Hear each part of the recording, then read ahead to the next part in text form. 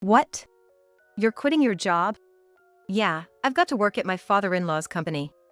I've already discussed it with my current employer and am preparing to resign. So, he told you to come work at his company? No, I'm planning to ask my father about it later. Oh? You've talked about marriage but not about work? I've already asked a lot from him regarding the marriage. I'm just waiting a bit before making another request. I'm happy I won't have to work at the same place as you anymore, but are you sure you want to quit a job you've had for so long? Of course. I'm gonna be welcomed with open arms and great conditions.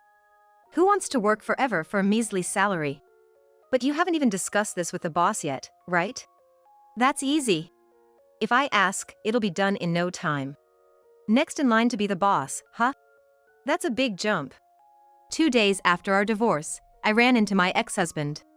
It seems he remarried within these 2 days. And the new wife? A 19-year-old heiress. He's all set on taking over her family's company. I'm marrying a 19-year-old heiress. Goodbye to the life of a penniless. Then, bye. They seemed satisfied, gloating about their happiness as they waved goodbye with smiles. Seeing my naive ex-husband and his young, inexperienced heiress, I started feeling amused. He's not cut out to be a boss. Because what that girl is saying is, my name is Emily. I'm 30 years old and work in corporate insurance sales.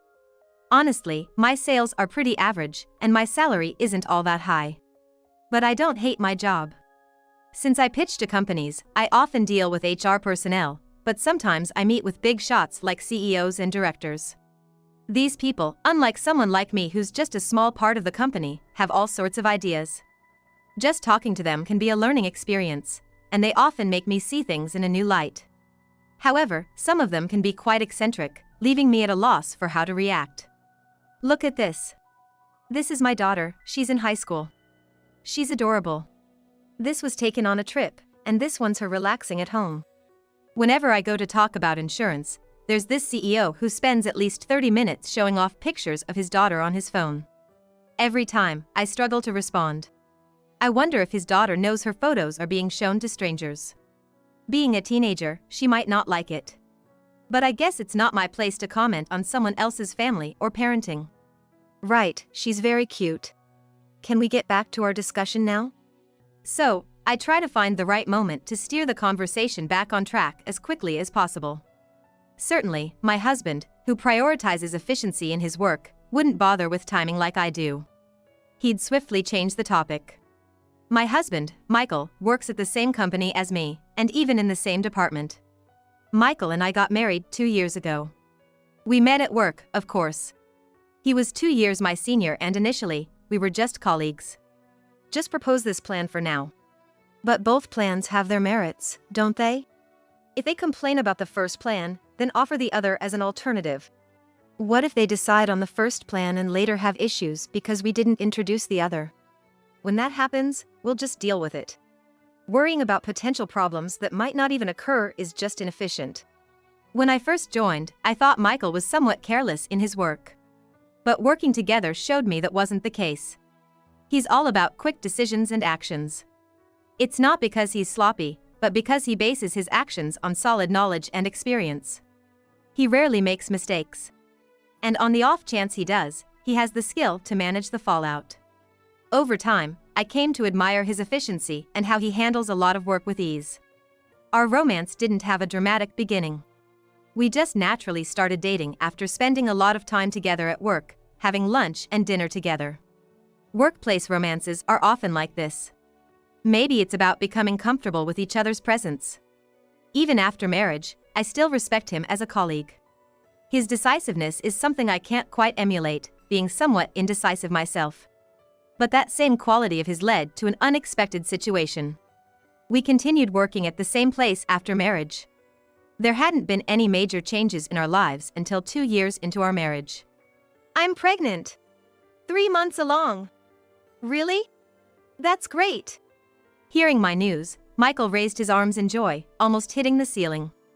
2 years into our marriage. We had been worried about not being able to have a child, so it's no wonder Michael was overjoyed like a kid himself. If I didn't have to be careful, I'd be jumping for joy too. I'll handle the cooking and cleaning. Just sit back and relax on the weekends. But my belly isn't even that big yet, and I feel fine today. I can move around, you know? That's exactly the kind of carelessness I'm talking about. What if you get tired from cooking or slip while cleaning? All right. I guess I'll take it easy then. I couldn't help but laugh at the serious look on his face. He's always helped around the house, but since finding out I'm pregnant, he's been even more proactive. It's sweet that he's so concerned about my well-being, but with him doing so much, I find myself with more free time than I know what to do with at home. It's a luxury problem, I suppose. 3 months after he started treating me like a princess, I began handing over my work responsibilities as I prepared to take time off for childbirth and childcare. Since we work at the same place, Michael would be taking over some of my tasks.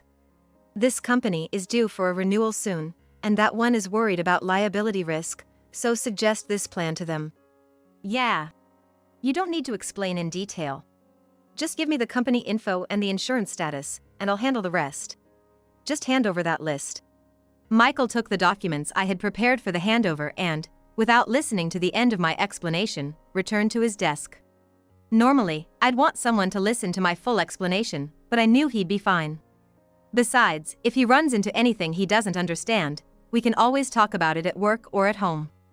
So, without worrying about him, I gratefully used the extra time for other tasks. Just as I thought, he smoothly took over the work without any issues. He was so efficient that the work left my hands earlier than expected. True to his nature, he's quick to decide and act. He's always fast in both judgment and action. As the rest of my tasks were gradually handed over, I was ready to go on leave with peace of mind. But just before I was about to start my break, a new worry suddenly emerged. Going out again this week? Yeah, just some social commitments. What about dinner? Don't need it. I'll be home late, so go to bed without waiting for me. As I rubbed my growing belly, I watched Michael leave the house for his weekend outings. When the front door closed with a thud, I felt a sense of emptiness and slowly made my way to the living room sofa. Sitting down, I started planning the rest of my day. Cleaning, shopping and cooking. Lately, Michael would leave home early on weekends and not return until late at night.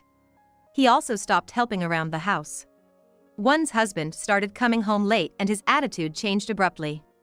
This is a classic sign of infidelity. But Michael had been so kind until recently, and I was nearing my due date. So, even though the thought of infidelity crossed my mind, it quickly faded. I figured it must be work-related. Michael had taken on a lot of my workload so I could take maternity leave. He's efficient, so he ended up with more work than others. Plus, he already had a lot on his plate. Even for someone like him, a sudden increase in workload could understandably lead to exhaustion and irritation. Thinking the change in Michael was because of me, I became overly conscious of his reactions. At work, I'd glance at him, trying to gauge his mood. At home, worried I might irritate him, I spoke less. When I absolutely had to talk to him, I carefully picked the right moment and watched his expressions. With his attitude change and my cautious approach, it was inevitable that our relationship became strained. I began to feel a distance between us. However, that gap was filled by our child. Wow, she's adorable today too. You say the same thing every time. You're with her 24/7, but I'm not. Let me enjoy this. Okay. After a while, I took maternity leave and gave birth. Now, I'm at my parents' house with our daughter. Since it's close to our home, Michael visits every weekend. He arrives in the morning and stays glued to our daughter until the evening. He's so fixated that I half-jokingly wonder if time has stopped for him. Seeing his face, I feel reassured, despite being a bit exasperated. Here, the juice and snacks you asked me to buy. Let me know if you need anything else. Thanks, this is a big help. If I ask my mom, she never buys the right things. I received a store bag from Michael with a smile. With the birth of our daughter, Michael returned to being the kind, caring husband he was before. Seeing her face probably blew away all his work stress. I hoped we would return to being a close couple, now with our daughter making our lives happier than before. But 6 months after our daughter's birth, his attitude began to change again. Keep it down. Make her stop crying. Don't be ridiculous. I took our crying daughter from the bedroom to calm her. Her night crying was a challenge for me too. But it's something unavoidable. In the living room, I soothed her until she stopped crying. Michael's attitude had changed again, and he wasn't helping with childcare or housework. So, calming our daughter at night became my sole responsibility. Of course, taking care of a child isn't just about dealing with night crying. I needed his help. But he seemed to have no intention of helping with childcare or housework. Sorry. I just can't handle everything alone. Can you help me? Huh? Aren't you off work right now? You've got plenty of time. How can you not manage? It's just your efficiency that's bad. Hearing Michael's words, I tried hard not to grip our daughter too tightly in my arms. Michael is always efficient, quickly and neatly doing everything. But his habit of making quick decisions and actions means he also makes mistakes sometimes. Does he think childcare is like work, where if there's a mistake, you just fix it? What if something happens to our daughter? My ears hurt from our daughter's crying, and my head ached from Michael's incomprehensible behavior. At this rate, he might make a serious mistake in caring for our child. It was late at night, but I decided to talk to him about it, returning to the bedroom with our now quiet daughter. When I got there, Michael was already asleep. I debated whether to wake him up to talk, but knowing that he would be grumpy and unlikely to listen properly if I did, I decided against it. I was exhausted too. So I chose to wait until the next morning to address it and went to sleep. However, I soon regretted not taking immediate action. The next morning, I woke up to our daughter's crying, but her voice sounded unusually faint and distant. I thought Michael might be soothing her, but he was asleep next to me. Apprehensively, I looked towards the crib where she should have been sleeping. She wasn't there. Instantly wide awake, I jumped out of bed and hurried to the living room, following the sound of her cries. There, I found my daughter alone on a mattress. In a panic, I picked her up to check for any injuries. As I frantically checked our daughter, Michael appeared, scratching his head lazily. Don't leave the bedroom door open. The crying was so loud, it woke me up. His words made me understand the whole ridiculous situation. Michael, annoyed by our daughter's night crying and unable to sleep, had moved her to the living room to sleep alone after I fell asleep. What was he thinking, doing something so dangerous? Did he think he could just fix anything that happened? In my fury, I forgot I was holding our daughter and yelled at him. Why would you do this? What if something had happened to her? Don't start yelling this early. It's fine. I organized the bed so she couldn't fall, and I put blankets around her. It was only for about 4 hours, nothing was going to happen. It's too late if something happens. Enough. You're too noisy this early in the morning. Michael, clearly finding it bothersome to talk, headed to the bathroom, scratching his head. He seemed to treat childcare like his work. He thinks it's okay to leave our daughter alone because he reduced the risk of an accident. Does he really want to prioritize his sleep over our daughter's safety? I can't understand his way of thinking at all. I didn't bother with breakfast and just sat in the living room, waiting for Michael to return from the bathroom. I heard his footsteps approaching and, as he entered the living room, our eyes met. He looked clearly annoyed and started getting ready for work without a word. He left the house an hour earlier than usual. I let out a heavy sigh, realizing I could trust him with work but not with being a father to our daughter. That evening, Michael returned home earlier than usual. Hearing his arrival at the entrance, I checked the clock. It was just past 6 p.m. I thought that Michael coming home early meant he wanted to talk about our daughter. If we could discuss our married life and how to care for our daughter, maybe we could improve the situation. But as he entered the living room, he thrust divorce papers in front of me and uttered unbelievable words. You're not needed anymore. Let's get a divorce. Michael seemed determined to make quick decisions and actions, even about divorce. Faced with such unexpected and nonsensical words, I thought anyone would be left dumbfounded. However, I was already filled with anger towards Michael due to his recent behavior and, above all, his treatment of our daughter this morning. His unreasonable demand was the last straw. Upon hearing his words, my anger reached its peak in a fraction of a second. If it's a divorce you want, I'll be the one to ask for it. I snatched the divorce papers he was holding and, grabbing only my wallet and keys, I left the house with our daughter. Our divorce was finalized smoothly. Both of us were willing, but a significant reason was that Michael readily agreed to generous child support.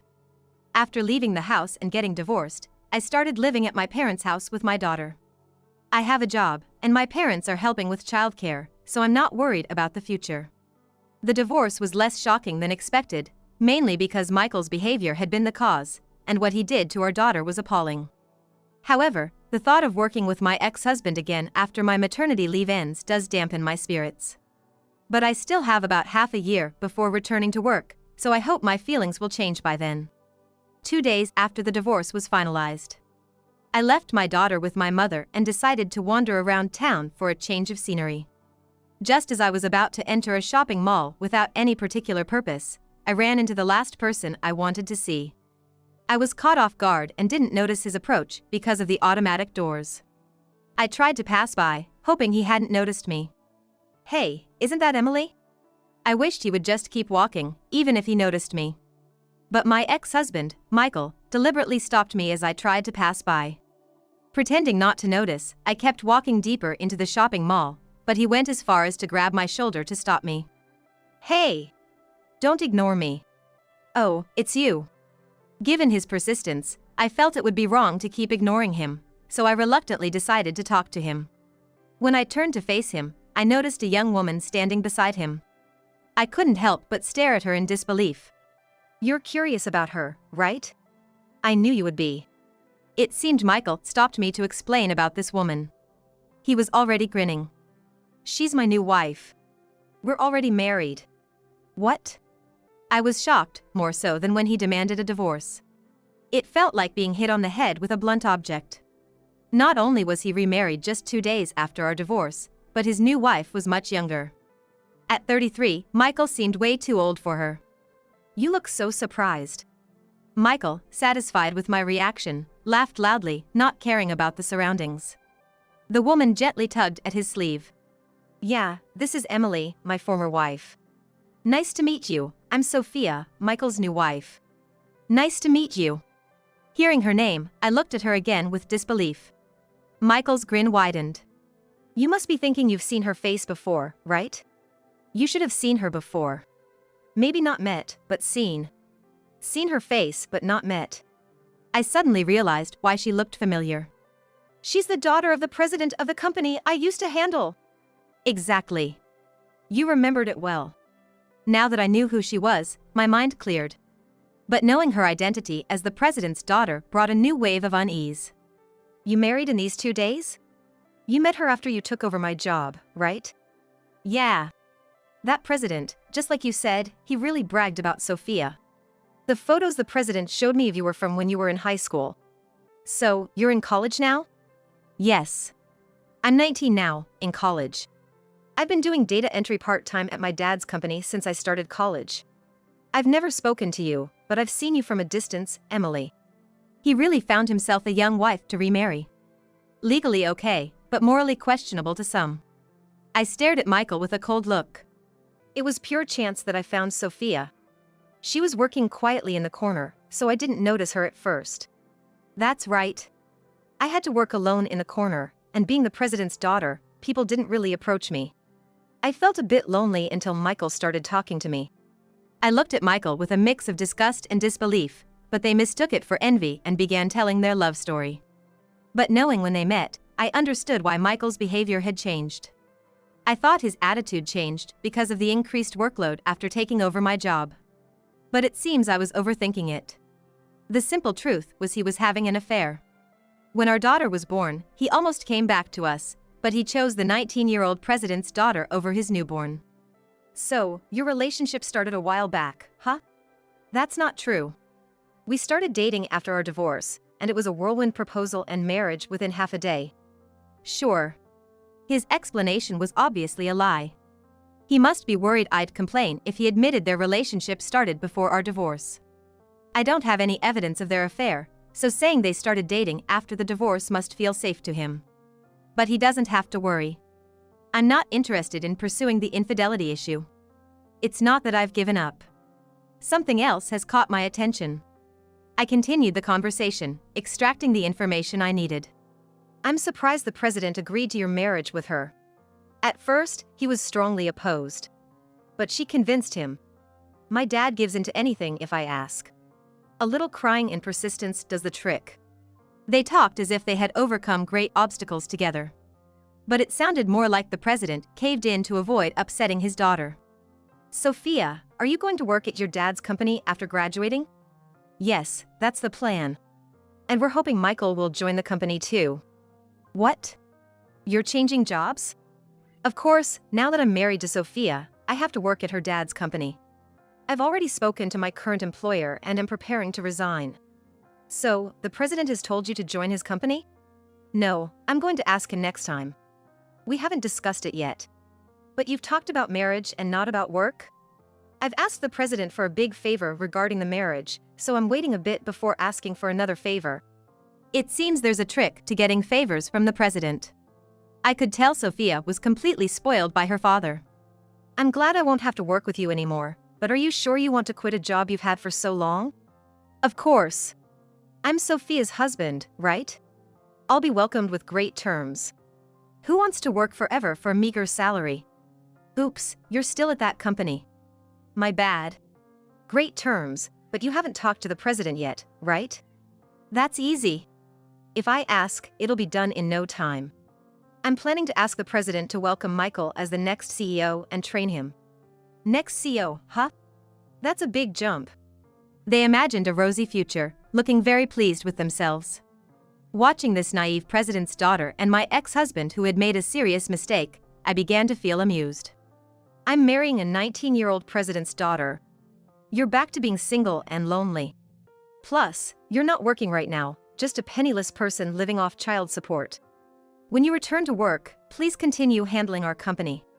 Take care. Satisfied with their happiness gloat, they waved at me with smiles and started to leave. Indeed, as Michael said, I'm currently on maternity leave and only receiving child benefits, not earning money from work. Even when I return, my salary will be average, so from a president's perspective, I might be considered poor. But Michael is making a big mistake.